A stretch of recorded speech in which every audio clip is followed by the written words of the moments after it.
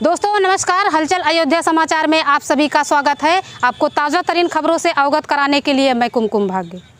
अयोध्या जिले में नगर पंचायत बीकोपुर के देश दीपक डिग्री कॉलेज तेंदुआ माफी के प्रबंधक धीरेंद्र उपाध्याय ने विद्यालय में प्रेस वार्ता कर जनता की उपस्थिति में मीडिया के सामने गिनाए विद्यालय से जनता को दी जाने वाली प्राथमिकताएं। धीरेंद्र उपाध्याय बोले, नगर पंचायत बीकोपुर अध्यक्ष पद हेतु मेरी पत्नी लल्ली उपाध्याय ने प्रबल दावेदारी ठोकी है। अगर जनता ने मौका दिया तो नगर पंचायत का विकास बोलेगा। आज तक नगर पंचायत के 36 सालों में जनता का पैसा जो सरकारों द्वारा नगर पंचायत में भेजा गया उसका जनप्रतिनिधि द्वारा सही उपयोग न करके दुरुपयोग ही देखने को मिला है। जनता यदि नगर पंचायत का विकास देखना चाहती है तो एक बार लल्ली उपाध्याय जो मेरी पत्नी है उनको अध्यक्ष पद हेतु मौका देकर 1 साल के अंदर विकास देखें। यदि 1 साल के अंदर विकास ना दिखा तो जनता के सामने ही इस्तीफा देने की बात बताई। तमाम ऐसी योजनाओं पर आने वाला पैसा जिसको ना तो जनता को जानकारी है और ना ही मीडिया कर्मी वहां तक पहुंच पा रहे हैं। जनप्रतिनिधि उन पैसों से बंदर बांटकर गुलछर्रे उड़ाते नजर आ रहे हैं। ऐसी दशा में जनता का पैसा सही दिशा में लगे, नगर पंचायत का विकास दिखे, सही उम्मीदवार का चयन जनता को करना चाहिए। हमारे विद्यालय की प्राथमिकताएं जनता के लिए हैं। जो ईओ है उनका यही दायित्व है कि टाउन एरिया बनाई गई है तो उसमें हर गांव का विकास हो, हर गांव में रास्ता हो, हर गांव में नाली हो, पेयजल की व्यवस्था हो। अन्य जो योजनाएं भारत सरकार की हैं, स्टेट गवर्नमेंट की हैं, राज्य सरकार की हैं, उन योजनाओं का लाभ सबको मिले।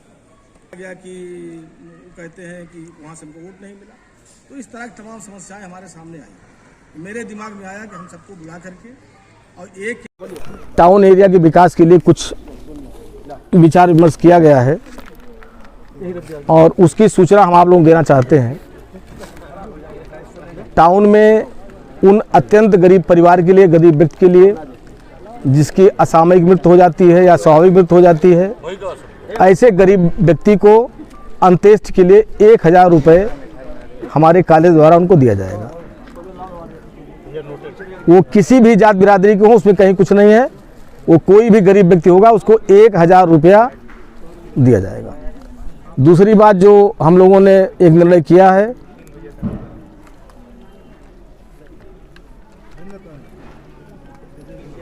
5 तक जो गरीब परिवार होंगे टाउन एरिया के अंतर्गत, उन परिवार के बच्चों को फ्री एजुकेशन दी जाएगी, फ्री शिक्षा दी जाएगी। गरीब वृद्ध महिलाओं के लिए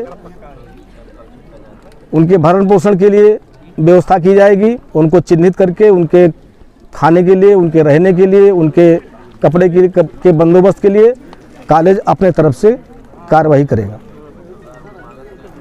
जो टाउन एरिया के गरीब परिवार होंगे, जो कहीं आने जाने में असमर्थ होंगे, उनके पास पैसा नहीं होगा, उनको देश दीपक कॉलेज अपने संसाधन से जो हमारे प्रदेश में तीर्थ स्थान हैं उनको निःशुल्क तीर्थाटन कराएगा। ये निर्णय लिया गया है।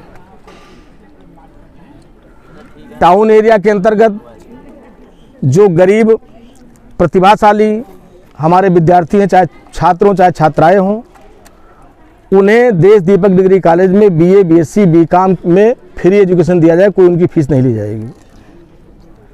ये भी निर्णय लिया गया है गरीब बेटियों की शादी में जो इंटर पास करेंगी उनकी शादी में इस कॉलेज के द्वारा, देश दीपक कॉलेज के द्वारा 11,000 रुपये उन्हें शादी का अनुदान दिया जाएगा, जो स्कूल के द्वारा वहन किया जाएगा। ये स्कूल ने एक निर्णय लिया है कि छात्रों का तो कल्याण हो रहा है लेकिन उनके परिवार का भी कुछ कल्याण हो, और ये सब सारे निर्णय लिए गए हैं। इसके अतिरिक्त मुझे ये भी कहना है कि टाउन एरिया के स्थापना का लगभग 36 वर्ष हो गया है। 36 वर्ष में जितना भी पैसा राज्य सरकार के द्वारा टाउन एरिया को दिया गया है और उसके सापेक्ष जो कार्य कराए गए हैं, हमें देखने में ये नहीं लगता है कि उतना कार्य आपको दिखाई पड़ता होगा। और उस नगर पंचायत का स्वरूप नगर का नहीं है बल्कि गांव का ही बना हुआ है। मुझे ऐसा लगता है कि अगर ये ग्राम पंचायत होती तो शायद इससे अधिक विकास हो गया होता। तो इसमें मैंने अपने स्तर पर विचार किया है कि इस नगर पंचायत में जब से नगर पंचायत की स्थापना हुई है तब से लेकर के आज तक जितना ग्रांट, जितना पैसा, जितना अनुदान भारत सरकार के द्वारा या राज्य सरकार के द्वारा दिया गया है, उन पैसों के सापेक्ष कराए गए सारे कार्यों की जांच होनी चाहिए अगर उस जांच में कहीं किसी प्रकार का घोटाला किया गया हो, कोई भ्रष्टाचार किया गया हो, किसी ने उसका दुरुपयोग किया गया हो, तो जांच में दोषी पाए जाने पर उनके विरुद्ध कार्रवाई होनी चाहिए। ये जनता का पैसा है। जनता जो टैक्स के रूप में पैसा सरकार को देती है, उस टैक्स का ही पैसा लौटा करके सरकार विभिन्न डिपार्टमेंट को देती है, ताकि वो डिपार्टमेंट अपने अपने विभाग का विकास करें।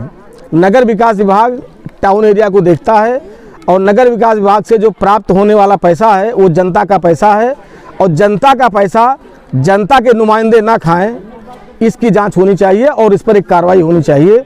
हम सारे लोगों से यहाँ बैठे हुए हैं, सबके नॉलेज में लाना चाहते हैं कि जो आप लोग खरीदारी करते हो बाज़ार से, चाहे वो चप्पल हो, जूता हो, कपड़ा हो, खाने पीने का सामान हो, दवाई हो या अन्य सामान हो, सब पर टैक्स देते हैं आप लोग, सब पर जीएसटी लगती है। और वो जीएसटी जो है राज्य सरकार के पास जाती है, इकट्ठा होती है। राज्य सरकार उस जीएसटी के एकत्र किए गए आपके पैसे के टैक्स को आपको लौटाती है डिपार्टमेंट के माध्यम से, कि आपके क्षेत्र का विकास हो। नगर विकास विभाग के माध्यम से आपके नगर पंचायत पैसा आता है, ये हमारा ही पैसा हमको मिल रहा है, और हमारे ही लोग जिनको हम चुन करके भेजते हैं वही हमारा पैसा उसको घुन की तरह से चाट रहे हैं, और हमारा आपको कोई विकास नहीं हो रहा। हम आप रो रहे हैं, गा रहे हैं, इनसे मिल रहे हैं, उनसे मिल रहे हैं, और इस पैसे की जांच होनी चाहिए कि पैसा गया कहाँ। हमारे जानकारी में शासन से आया है कि 18.5 लाख रुपया बिजली के पोल पर, उसे क्या कहते हैं जो लपेटा जाता, 30 रुपये है। ये 30 रुपये में झालर आपको बीकाऊ में मिल जाएगी। अब पूरे टाउन एरिया के मुश्किल से 20 खंभों पर लगी होगी और 18.5 लाख का पेमेंट हुआ है। महिलाओं को, वृद्ध महिलाओं को साड़ी बांटने के लिए यहाँ एक बजट आया था। ये जानकारी शायद पत्रकार बंधुओं की भी नहीं होगी, और एक भी साड़ी दिखा। महिलाएं यहाँ बैठी हैं, बड़ा अच्छा हुआ आ गई हैं सब। इनसे पूछे किसी कोई साड़ी मिली है? बताइए भाई, कोई साड़ी मिली है आप लोगों को?